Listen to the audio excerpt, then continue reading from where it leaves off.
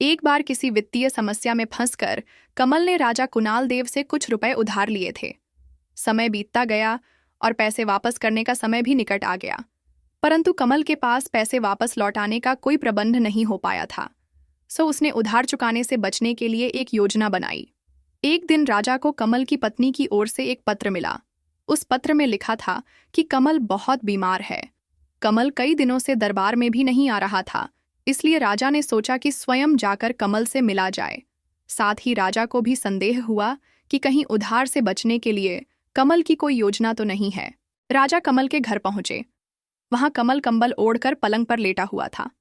उसकी ऐसी अवस्था देखकर राजा ने उसकी पत्नी से कारण पूछा। वह बोली, महाराज, इनके दिल पर आपके दिए हुए उधार का बोझ है। यही चिंता इन्हें अंदर ही अंदर खाए जा रही है और शायद इसी कारण यह बीमार हो गए। राजा ने कमल को सांत्वना दी और कहा, कमल, तुम परेशान मत हो। तुम मेरा उधार चुकाने के लिए नहीं बंधे हुए हो। चिंता छोड़ो और शीघ्र स्वस्थ हो जाओ। यह सुन कमल पलंग से कूद पड़ा और हंसते हुए बोला, महाराज, धन्यवाद। यह क्या है कमल? इसका मतलब तुम बीमार नहीं थे। मुझसे झूठ बोलने का तुम्हारा साहस कैसे हुआ? राजा ने क्रोध में कहा, नहीं नहीं महाराज, मैंने आपसे झूठ नहीं बोला। मैं उधार के बोझ से बीमार था। आपने जैसे ही मुझे उधार से मुक्त किया, तभी से मेरी सारी चिंता खत्म हो गई और मेरे ऊपर से उधार का बोझ हट गया। इस बोझ के हटते ही मेरी बीमारी भी जाती रही और मैं अपने को स्वस्थ महसूस करने लगा।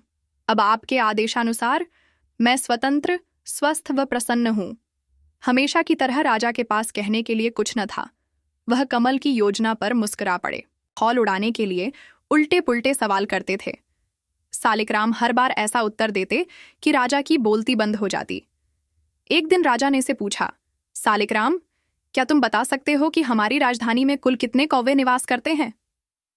हाँ, बता सकता हूं महाराज, सालिकराम तपाक से बोले। महाराज बोले, बिल्कुल सही गिनती बताना। जी हाँ महाराज, बिल्कुल सही बताऊंगा, सालिकराम ने जवाब दिया। दरबारियों ने अंदाज लगा लिया कि आज सालिकराम जरूर फंसेगा।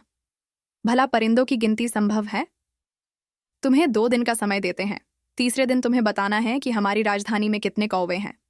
महाराज ने आदेश की भाषा में कहा। तीसरे दिन फिर दरबार जुड़ा। अपने स्थान से उठकर बोला, महाराज, महाराज, हमारी राजधानी में कुल 1,50,999 कौवे हैं। महाराज, कोई शक हो तो गिनती करा लो। राजा ने कहा, गिनती होने पर संख्या ज्यादा कम निकली तो? महाराज, ऐसा नहीं होगा, बड़े विश्वास से। सलिकराम ने कहा, अगर गिनती गलत निकली तो इसका भी कारण होगा। राजा ने पूछा, क्या कारण हो सकता है? सलिकराम ने जवाब दिया, यदि राजधानी में कौवों की संख्या बढ़ती है तो इसका मतलब है कि हमारी राजधानी में कौवों के कुछ रिश्तेदार और इष्ट मित्र उनसे मिलने आए हुए हैं। संख्या घट गई है तो इसका मतलब है कि हमारे कुछ कौवे राजधानी से बाहर अपने रिश्तेदारों से मिलने गए हैं, वरना कौवों की संख्या 1,50,999 ही होगी। सलिकराम से जलने वाले दरबारी अंदर ही अंदर कुड़कर रह गए कि हमेशा की तरह यह चालबाज फिर अपनी चालाकी से पतली गली से बच निकला। अनीता वॉइस स्टोरी को सब्सक्राइब करो।